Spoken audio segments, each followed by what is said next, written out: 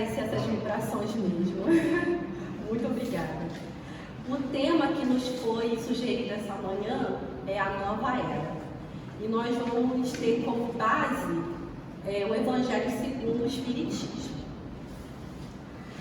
Com certeza, a maioria de nós já ouviu falar do cometa Halley.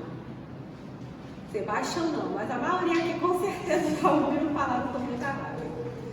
Basicamente, esse é o cometa que mais próximo passa do nosso planeta.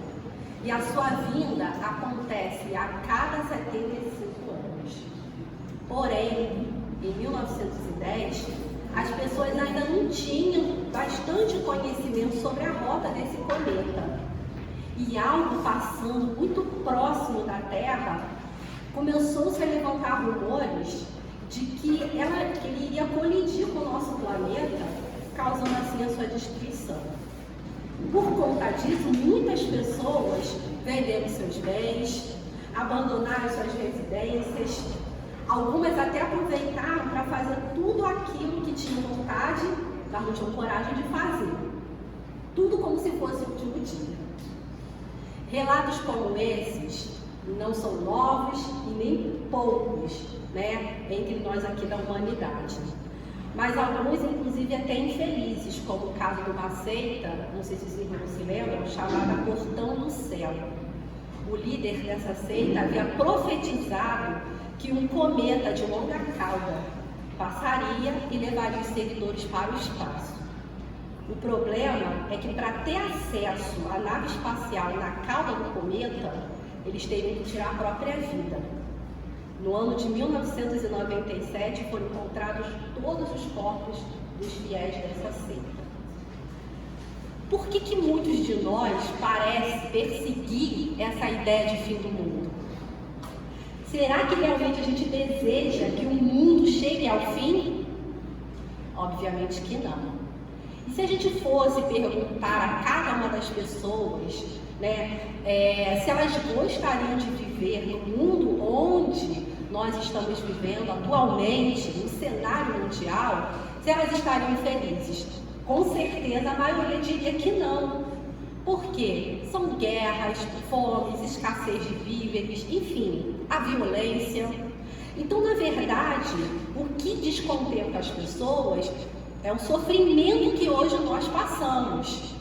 Então, as pessoas anseiam, na verdade, por exterminar o sofrimento e não a vida na Terra. Mas parece ser muito atraente o fato de a gente acreditar que todo esse sofrimento ele possa vir a acabar no estalar de dedos, seja como se fosse um cometa colidindo com o planeta, seja até o que muitas religiões pregam como o fim do mundo, ou o dia do Apocalipse, ou Armagedon, que muitas às vezes esperam. Então nós vamos ver que essa ideia, esse conceito de que algo de grande, de cataclismo global, vai atingir a Terra em algum momento, mas tudo isso refletindo o anseio de cada um de ver uma mudança na nossa sociedade, na ordem mundial. O interessante é que se a gente for fazer assim um apanhado de toda a história da humanidade, a gente vai ver que essa ideia, inclusive, não só de uma destruição, mas também do período pós-apocalíptico, ou seja, de uma terra renovada, um paraíso, a gente traz, na verdade, como herança do povo hebreu. Interessante que eu sempre ficava me perguntando por que eles tinham tanto destaque na Bíblia. Por que esse povo, na Bíblia, era sempre citado, era sempre colocado, assim, numa posição de destaque? A gente vai observar que justamente por causa desse povo é que nós começamos a evoluir a ideia de Deus único. Porque até então a gente acreditava em vários deuses. O sol era um deus, o vento, o terremoto, a tempestade. E isso, gente, causou uma grande revolução na humanidade. Porque quando a gente, por exemplo, tinha uma tempestade muito forte, a gente acreditava que estávamos simplesmente deixando o Deus da tempestade enfurecido. E E aí a gente começava a criar seitas, rituais, para tentar apaziguar os deuses que nada mais eram do que os fenômenos naturais. Muitas vezes até, dentro desses rituais, tinham sacrifícios humanos. Então, quando se vem a ideia de um Deus único, e que todos os demais nada seriam do que os fenômenos naturais, a gente passou até a compreendê-los melhor, até prevê-los, inclusive, se precaver contra os efeitos da natureza. Então, isso foi uma grande revolução na humanidade. Devemos isso ao povo hebreu. E juntamente com Moisés, que liderava esse povo, ele trazia, apesar das épocas, dos costumes, que às vezes se adaptavam muito àquele tempo, esse povo, apesar de trazer essa ideia de um Deus único ser revolucionário, ainda era um povo bárbaro, E se tinha uma ideia de Deus, atribuindo a ele uma personalidade humana. Como, por exemplo, isso também foi o que eu fui criada, Nasci com minha família, me pregando, dizendo que Deus é um homem varonil de guerra. Já começa por aí, um homem. Não é machista.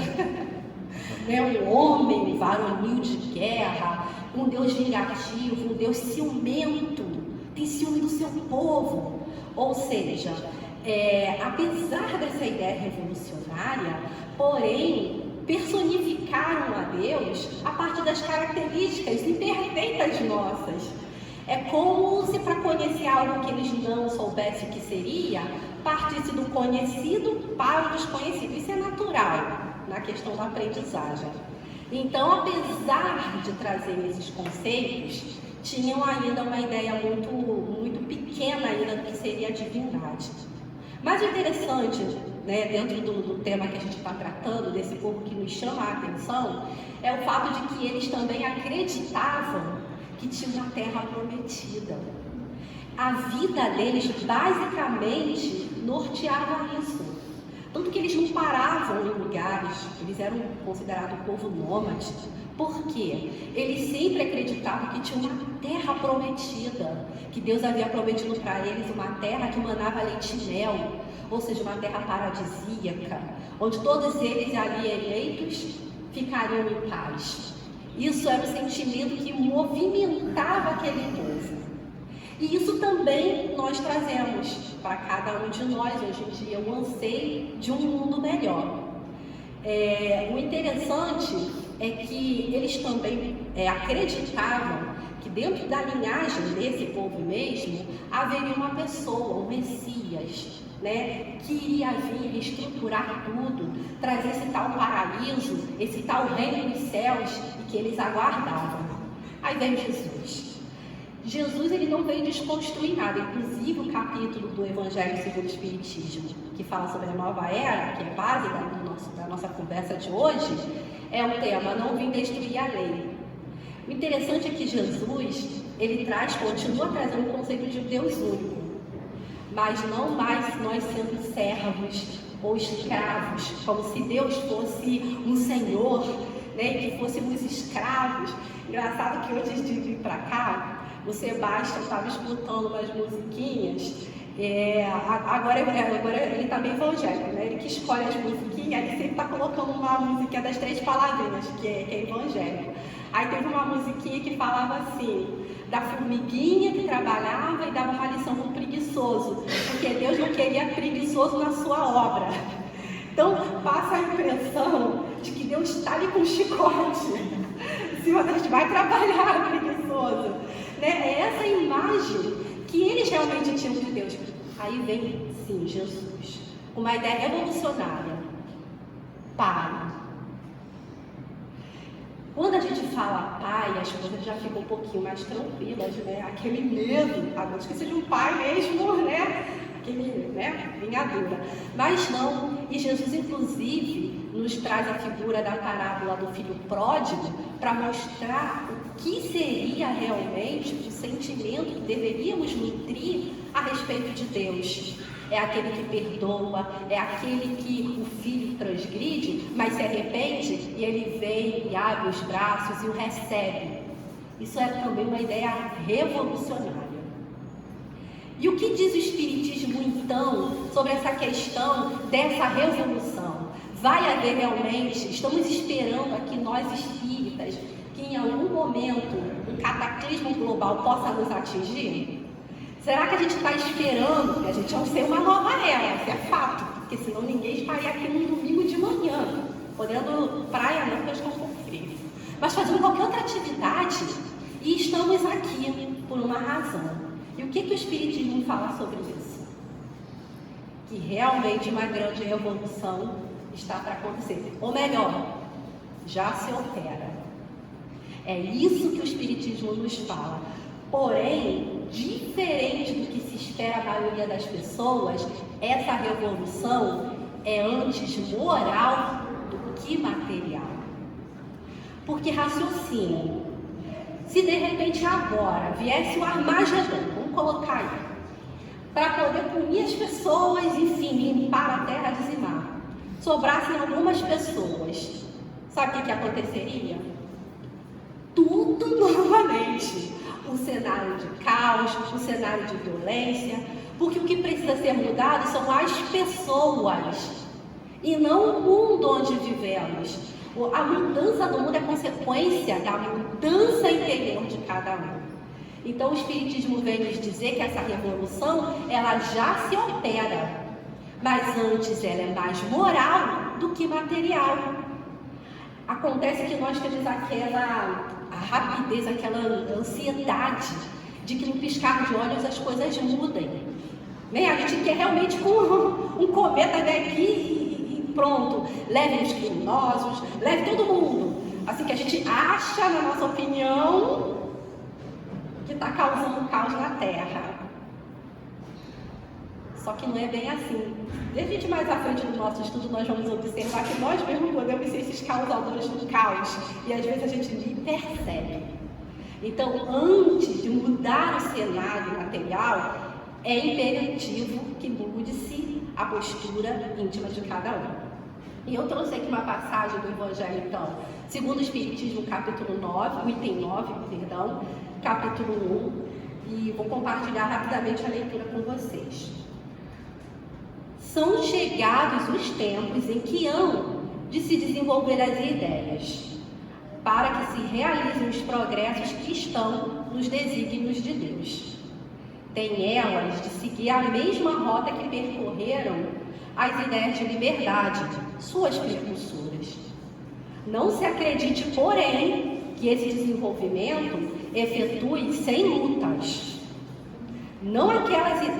Aquelas ideias precisam, para atingirem a maturidade, de abalos e discussões, a fim de que atraia a atenção das massas. Uma vez isso conseguido, a beleza e a santidade da moral tocarão os espíritos, que então abraçarão uma ciência que lhes dá a chave da vida futura e descerra as portas da felicidade eterna. Moisés abriu o caminho, Jesus continuou a obra, mas o Espiritismo irá concluir. Um espírito israelita, uma mensagem dada em 1868. Notemos aqui uma coisa, que em princípio é bom ouvir, que vai haver que já está se operando uma grande revolução moral, a consequência disso é a felicidade. Mas quando ele chega aqui e fala que essa felicidade, ela tem um custo, que não pode ser sem lutas, aí a gente fica até um pouco, cansado, Porque teremos, as lutas, as discussões, os abalos. Aí tem gente um pouquinho mais desavisada que acredita que por isso mesmo a gente tem que sair pegando a espada, a guerra então é justificada. Inclusive o cenário mundial, a gente já até ouviu pessoas falando que a guerra é santa. Mas é exatamente isso, é dessa forma que a gente faz as grandes revoluções? Violência com violência? A gente pega então como exemplo o próprio Jesus, que é o nosso guia e modelo. Não vamos brincar com as palavras, porque quando a gente fala guia e modelo, é aquilo que a gente segue ou aquilo que a gente aspira a ser. Como é que foi a revolução de Jesus? Ele saiu guerreando? Qual espada ele usou? O interessante, gente, é que Jesus, eu sempre tenho que lembrar disso, quando simplesmente, às vezes, eu acho que eu estou sendo injustiçada no meu trabalho, em algum lugar. Aí eu falo, gente, Jesus era puro, perfeito, não tinha uma mácula, um erro, uma vírgula. E mesmo assim foi considerado o maior baderneiro da história. Gente, a consequência das atitudes de Jesus, que era simplesmente amor, culminou numa das maiores injustiças da humanidade. O crime que foi imputado a Jesus e a condenação que ele sofreu era um dos da mais violenta da sua época, na história da humanidade. Ele foi crucificado e ele foi tido como um dos piores bandidos da história. E ele era puro, ele não tinha um pecado. Aí a gente vai se sentir injustiçado porque o coleguinha vai lá ou fala da gente, a gente fala, meu Deus, eu não sou isso. E Jesus, e aí ele fala, o discípulo nunca é maior do que seu mestre. A gente abaixa a cabeça, abaixa um pouquinho a nossa crista, porque se ele passou pelo que ele passou, não tendo motivos, quiçá aqueles que dizem que o seguem. Então, Jesus, ele chegou com a palavra, mas não foi uma palavra que viesse a causar realmente a baderna ou incitar a violência. Ele mexeu com o nosso mundinho, essa pasmaceira, essa zona de conforto que a gente tem. Porque quando você chegar e falar, você está esperando, né? Você ouviu a tua vida inteira de que a terra vai virar um paraíso, você está esperando a grande transformação. Aí vem alguém e fala assim, ó, paraíso aí dentro de você. Você espera algo externo, mas ele faz você entender que é algo dentro de você e que precisa ser construído. Dá trabalho, né, gente? Dá. Desconstruir valores, desconstruir ideias, lutar contra o orgulho, lutar contra o egoísmo. Às vezes a gente acha, né, que está, né, num patamar. Vou dar um exemplo próprio. Eu trabalho ali na Águas de Niterói, ali na Marquês do Paraná. Então quem conhece por ali, sabe que ali coladinho com o meu trabalho tem uma penitenciária. E aí, quando chega assim épocas de festividades e tal, fica muito cheio de pessoas ali do lado de fora para visitar, né, as pessoas que estão ali. E uma vez, acho que era época de Natal, se não me engano, sei que estava um sol forte. E eu passei por ali e vi uma cena assim que eu passo a pé todo dia de frente. Eu vi uma cena assim, era muita gente, mas aí me chamou a atenção porque tinha muita gente idosa, tinha mulheres. E eu via eles às vezes com embrulhos, com presentes, acredito que seja, né, para visita, para poder entregar. Olha só, eu achando que eu estava tendo um sentimento nobre.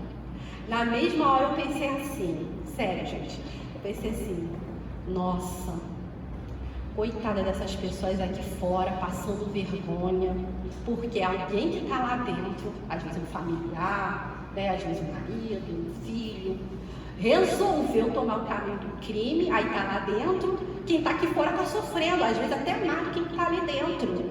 Gente, coitada dessas pessoas, né, tendo que passar por isso, por essa vergonha, na mesma hora. Graças a Deus, o Espiritismo já nos dá essa luz. Eu achei que eu estava tendo um sentimento nobre, me compadecendo das pessoas ali fora.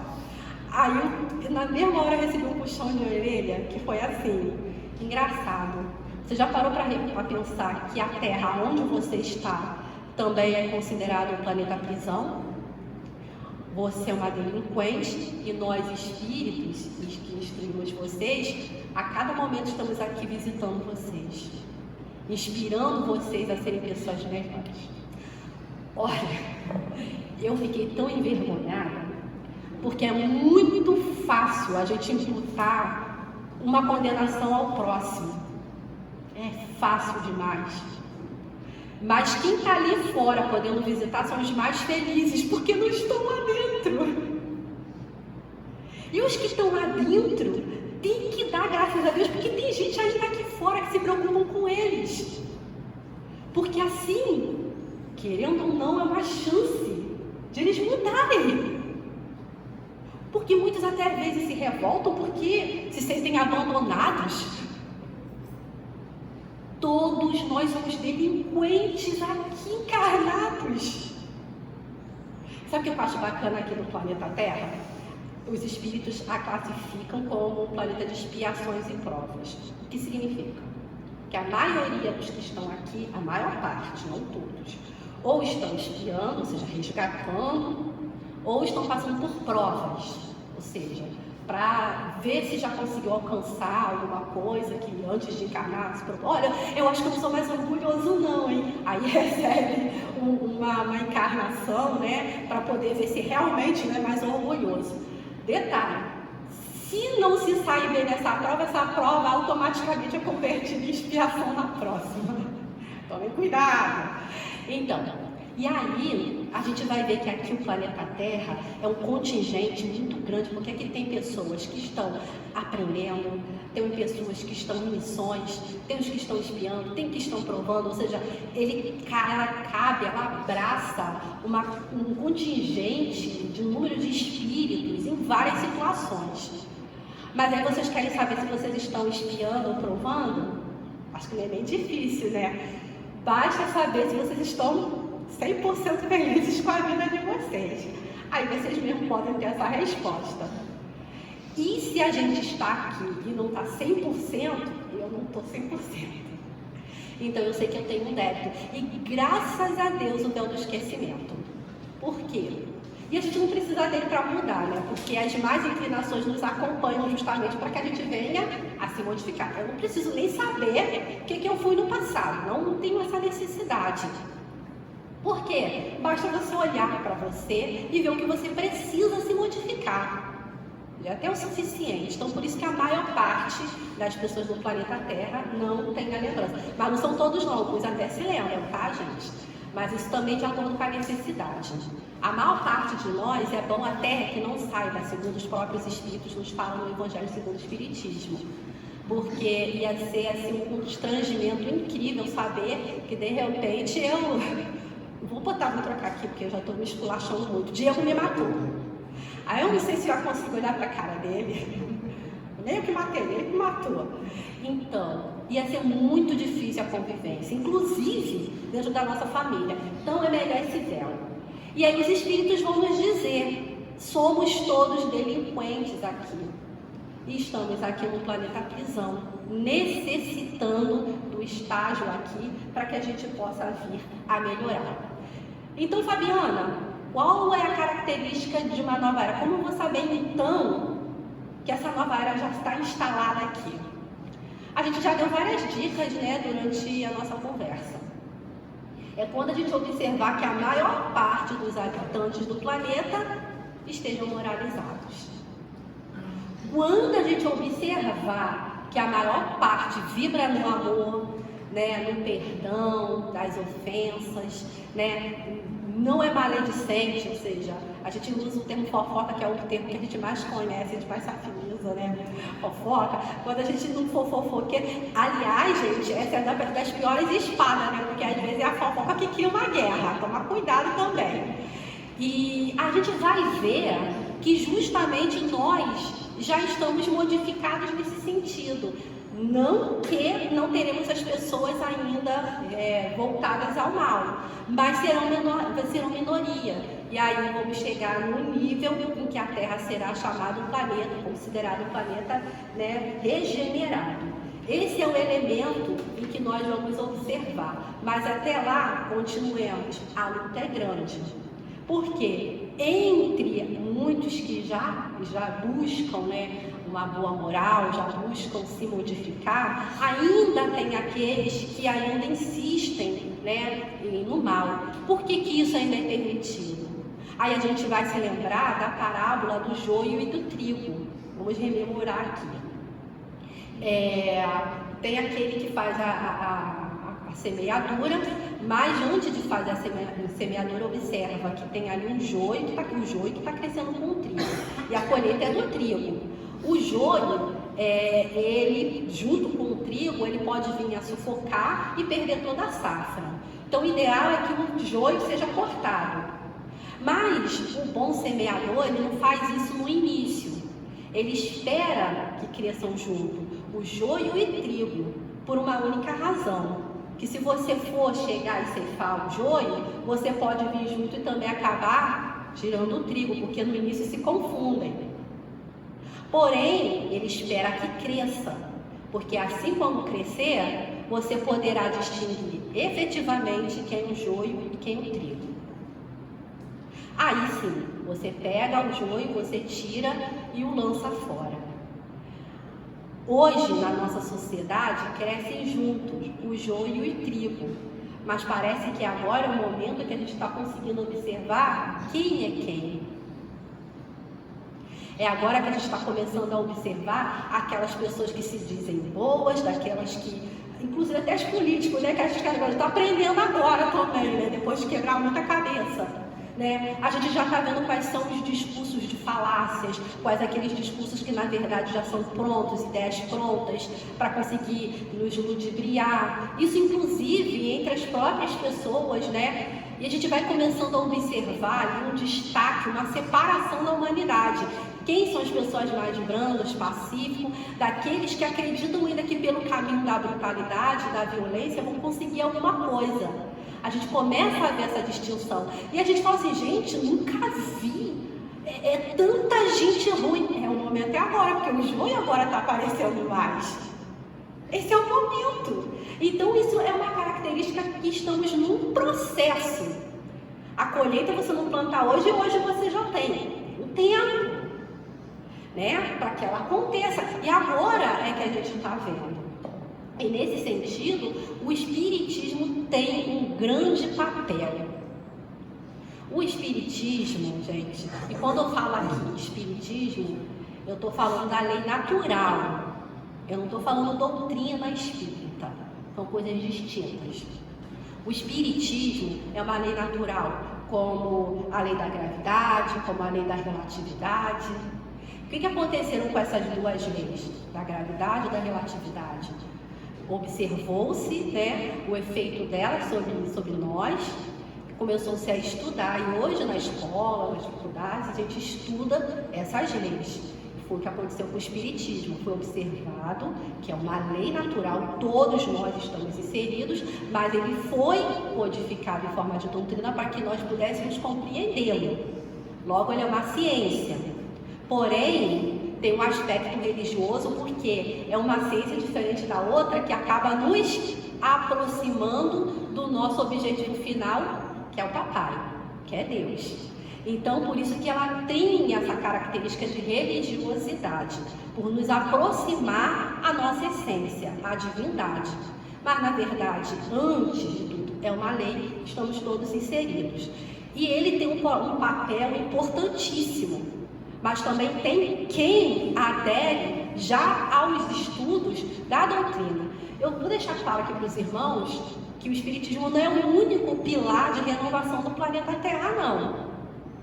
Porque se for assim vai demorar muito, né? Porque olha a quantidade de espíritas em relação aos nossos outros irmãos, né? Na verdade, todas as religiões que buscam transformar as pessoas, né, em pessoas de bem, elas são aceitáveis a Deus e também tem seu papel importante.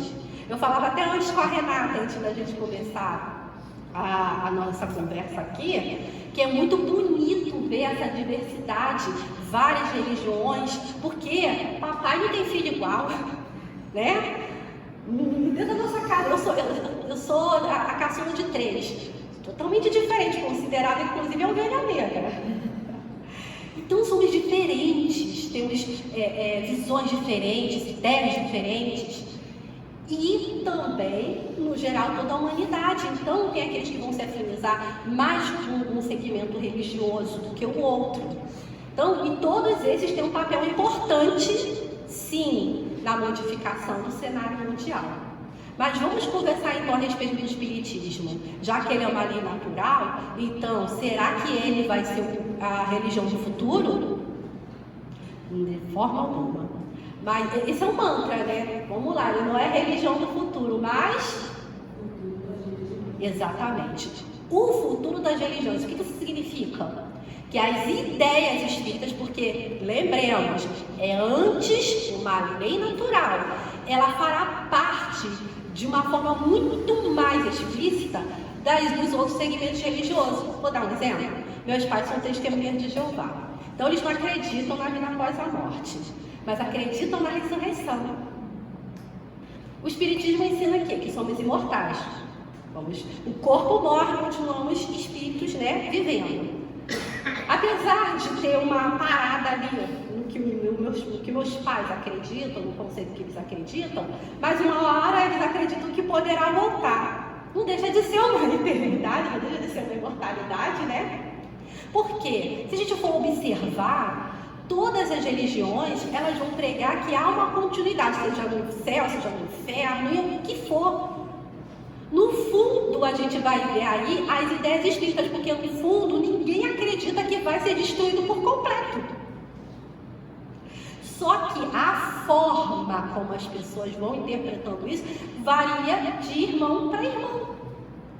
Nós espíritas já compreendemos que existe a morte somente do corpo e vamos continuar. Já outro acredita que o corpo morre, a alma junto, mas que depois volta. Ou outros que vão direto para o céu, ou direto para alguma outra opção, se não for considerada eleito, enfim. Só que essas ideias irão ser refinadas cada vez mais, porque as pessoas cada vez mais irão se modificar. E é nesse sentido que os espíritas, eles têm um grande papel em ajudar justamente a fazer a sua parte a mudança. Eu trago aqui para vocês, e eu sempre que eu tenho oportunidade, eu gosto de trazer sempre alguma coisa da Revista Espírita. E falo para os irmãos que ainda não estudou a Revista Espírita, por favor, faça. Vocês vão ter um panorama muito mais abrangente da doutrina. Eu gosto muito de trazer a matéria da Revista Espírita do ano de 1861, do mês de dezembro, a Organização do Espiritismo. É um artigo enorme, várias páginas. Porém, Kardec vai listar ali mais de 30 itens que nós espíritas hoje deveríamos observar a fim de que o espiritismo continuasse organizado e fosse efetivo. Eu vou explicar também que há uma diferença, tá? Vejam só, separei só 2 itens. Olha o que ele diz. Tendo como objetivo a melhoria dos homens, o espiritismo não vem recrutar os que são perfeitos. Ai, que alívio. Mas os que se esforçam em o ser, pondo em prática o ensino dos espíritos. O verdadeiro espírita não é o que alcançou a meta, mas o que deseja seriamente atingi-la. Porque é aquilo que eu falo para o Sebastião. Se a gente já fosse melhor, a gente não estaria aqui na Terra, estaria em Júpiter, que é o planeta mais avançado. O verdadeiro espírita não é o que alcançou a meta, mas o que deseja seriamente atingi-la. Sejam quais forem os seus antecedentes, será um bom espírita desde que reconheça as suas imperfeições e seja sincero e perseverante no propósito de emendar-se. Para ele, o espiritismo é uma verdadeira regeneração, porque rompe com o passado. É indulgente para com os outros, como gostaria que fosse para consigo. De sua boca não sairá nenhuma palavra malevolente, nem ofensiva contra ninguém. A gente pode até parar por enquanto por aqui. Lembra quando a gente chegou e falou lá que não vai ser sem lutas? Vai ser a base de lutas, a base de discussões, vai ser muito difícil. Vou dar um exemplo para vocês. Isso vai servir principalmente para nós espíritas.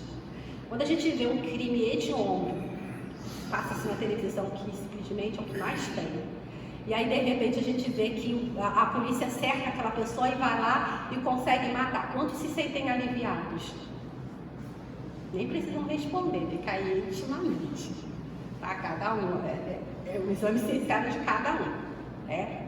Então, quando Jesus chegou e falou, perdoai ao próximo, ele nem listou o crime que vocês deveriam perdoar. Perdoar puro e simples. Vai você chegar e falar isso perto de um coleguinha, pode ser espírita, e falar assim: não, aquele criminoso, aquele estuprador, a gente tem que perdoar ele. Você vai ser linchada, Cristina. Pois foi isso que aconteceu com Jesus. Aí, se vocês ainda têm esse sentimento, então, deixa eu ver o que ele fala aqui. O verdadeiro espírita não é o que alcançou a meta, mas o que deseja seriamente atingi-la. Ele reconhece as suas imperfeições. O não perdão é uma imperfeição. Mas sabe qual o problema da gente? É que a gente confunde perdão com conivência. O perdão, gente, significa que eu não vou retribuir, nem que seja em pensamento, o mal para aquele que fez o mal. Porque tem um texto na Bíblia, lá no livro de Ezequiel, que diz o seguinte: que Deus não se agrada na morte do iníquo, ou seja, do ímpio, da pessoa ruim, mas ele deseja antes que ele dê meia volta e refaça o seu caminho. Na reencarnação a gente recebe o tempo inteiro. Temos aqui entre nós, gente, vamos falar a verdade: estupradores, ladrões, genocidas, entre nós. A gente não sabe, a gente não lembra. Graças a Deus. Então eu vou dizer uma coisa: quando a gente simplesmente não deseja que aquele criminoso ele continue sendo, receba o mal, eu falo: não, eu desejo para ele o bem, mas eu reconheço que ele precisa reparar o erro. Aí a coisa é diferente. As pessoas confundem perdão com passar a mão na cabeça, e nunca foi a mesma coisa. Ele precisa responder à lei dos homens, e o pior de tudo, a lei do tribunal da consciência, que é a lei da justiça de Deus. É por isso que muitos hoje penam na terra. E aí você fala: gente, fulaninho é tão bom, mas ele está sofrendo tanto. E aí? Que você não encontra resposta na vida atual, com certeza você pode colocar lá na continha do passado. Então, a gente tem que começar a mudar esse sentimento que nós temos, que justamente a gente simplesmente ainda quer pagar o mal com o mal. Aí que a gente sabe se somos o joio ou se somos o trigo. E se a gente se revoltar contra o coleguinha que desejou o bem pro próximo, aí vocês já vão poder tirar a conclusão de vocês, né? É a verdade. Agora, o segundo ponto, esse aí então é um puxão de orelha para os espíritos. Olha o que Kardec fala: sendo a unidade de princípios um dos pontos importantes, não pode existir naqueles que, não tendo estudado, não pode ter opinião formada. Sabe aquele espírita de ouvir falar? Assim, a primeira condição a impor, caso não queiramos ser interrompidos a cada instante por objeções ou perguntas ociosas, é o estudo prévio. Gente, estamos falando aqui da ciência do infinito. No estalar de dedo você não aprende. Precisa estudar. Mas eu falo no estudo completo. Eu vou dizer que as casas espíritas, elas oferecem vários estudos? Sim. Mas os horários são escassos. O nosso mesmo da mediunidade, coitado, é assim, o horáriozinho. Isso quer dizer, gente, que vocês em casa têm que continuar também o estudo de vocês. Vocês têm que pegar o livro e têm que ler.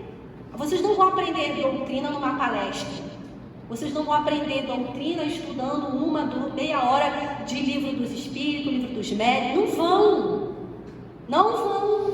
Aí, quando você chegar no campo de batalha, que é onde é o nosso lar, é o nosso trabalho, enfim, aí as pessoas às vezes chegam perto da gente precisando ser consoladas, ou às vezes até com dúvida sobre a doutrina. Aí eu chego e falo: e vai lá falar com a Gleice lá na casa, que é a Gleice que sabe, eu não sei. Gente, você abraçou essa doutrina. No mínimo, você tem que conhecer um pouquinho dela. Porque se ela te convenceu, da onde que ela te convenceu se você nem sabe os basilares dela? precisa ser estudado, gente. O que está falando não sou nem eu. Kardec é que fala. Para não acontecer o que infelizmente eu já ouvi até de um espírita, graças a Deus já tem muitos anos, dele ter falado assim, tinha uma pessoa em condição de rua, em situação de rua, e ele falou assim, olha só como a doutrina é bonita, nos explica por que fulano está naquela situação hoje de rua. Com certeza já acabou de lapidar muitos bens, um monte de gente, usou mal, a riqueza hoje está aí. A gente tem que entender que ele precisa estar nessa posição.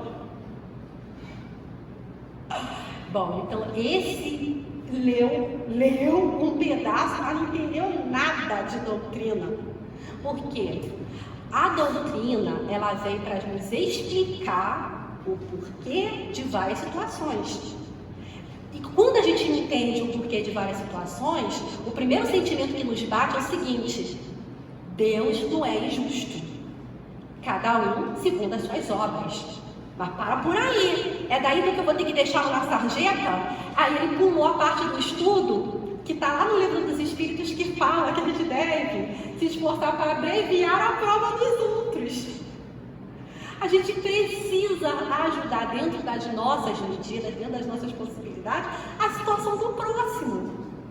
Por isso que eu achei interessante o planeta Terra, porque aqui você não encarna sozinho, você não encarna com todo mundo igual, na mesma posição que a tua.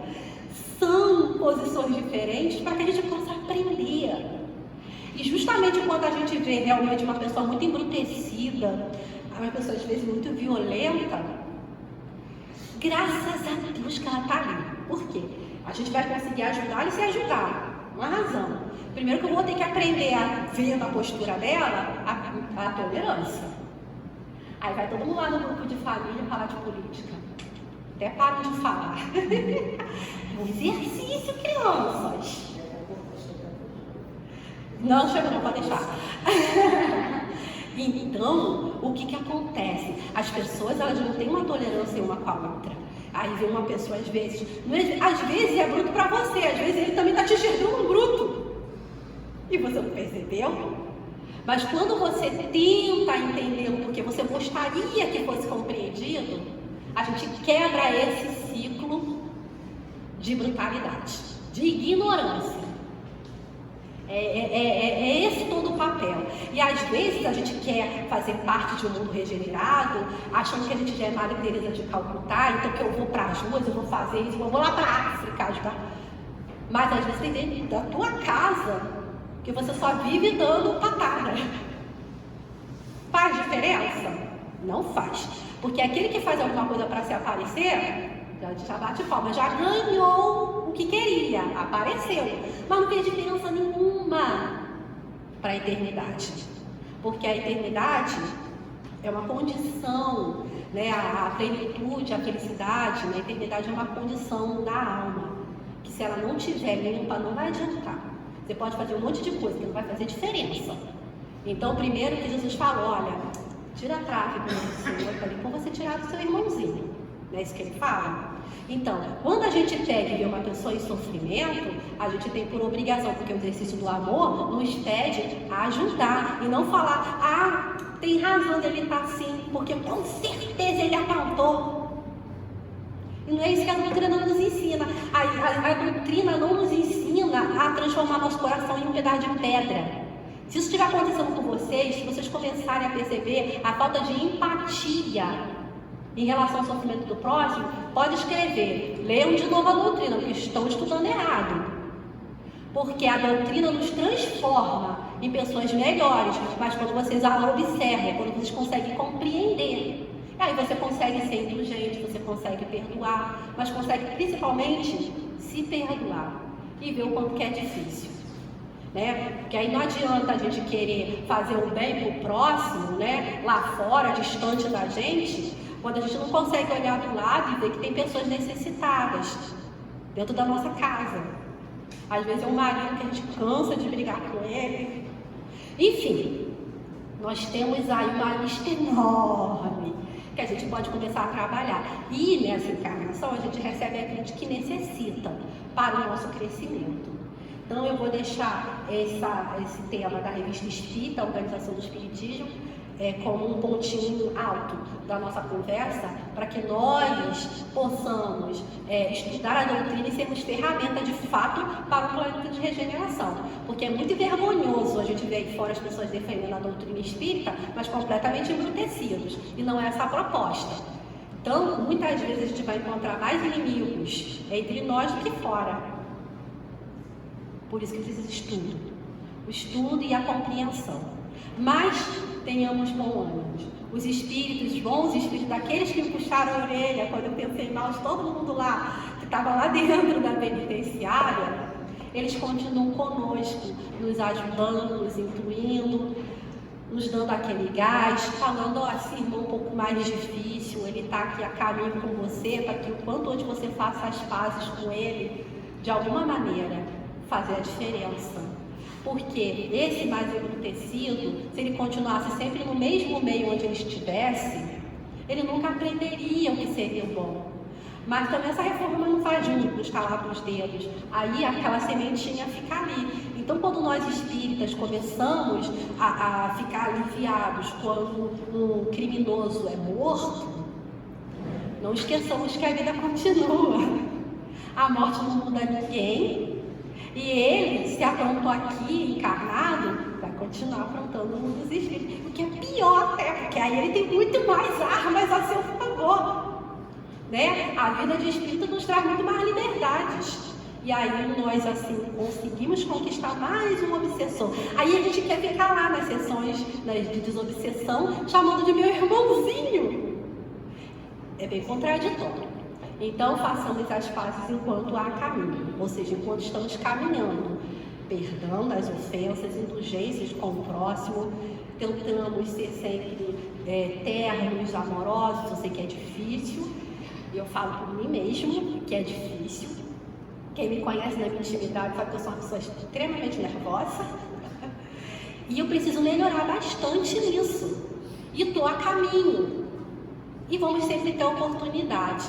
Mas precisamos ser sinceros conosco mesmo, precisamos ser pessoas melhores, tentar pelo menos ser hoje, mas o bom espírito é aquele que faz esse esforço. E como nós falamos, os bons espíritos estão sempre conosco, nos pedindo, tenham coragem, porque se Jesus, apesar de tudo, venceu o mundo, nós também, porque somos os seus discípulos. E ele disse, se eu como desse banquete, vocês também. Então, se ele conseguiu a plenitude, nós também. Gente, eu só tenho a agradecer pela energia, tá, de vocês. Foi muito boa, me ajudou aqui nessa conversa. E eu quero agradecer a casa sempre pela oportunidade do trabalho, viu? Gostei do tema que vocês escolheram. Obrigada, gente. Bom, gente, a gente está agradecendo.